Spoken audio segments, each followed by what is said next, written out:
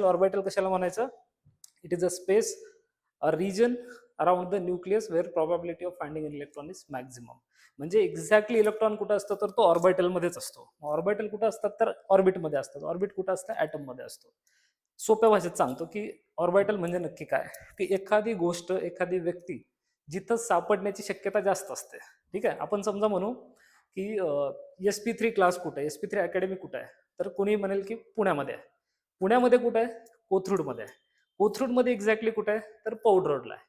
ठीक आहे, तर पौड रोडवरती जे मधुराज नगरचं जवळचं बस स्टॉप आहे, जय भवानी नगरचं, तिथल्या स्पेक्ट्रा बिल्डिंगमध्ये SP3 अकॅडमी असण्याची पॉसिबिलिटी मॅक्झिमम आहे, किंवा SP3 चे विद्यार्थी तिथं असण्याची पॉसिबिलिटी मॅक्झिमम आहे.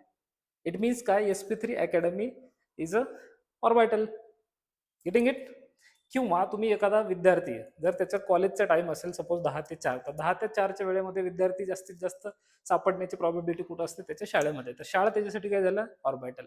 ओके. अजून एखादा तळीराम. ओके. संध्याकाळच्या वेळेला तो कुठं सापडण्याची प्रॉबिलिटी असते? एकतर वाईन शॉपवरती, कुठल्या तरी दारूच्या कुत्त्यावरती, अड्ड्यावरती, किंवा जास्त झाली तर गटरमध्ये. तर gutter is or wine shop is the space where probability of finding that Taliram is maximum. That's why gutter is orbital for that Taliram. Clear hai? So orbital is a space or region where probability of finding an electron is maximum. 4 प्रकारचे orbital, S P D F. S चा shape spherical, P चा dumbbell, D चा double dumbbell, F चा rosette. Clear? आता त्याच्या पुढे जाऊन S ऑर्बिटलची जी electron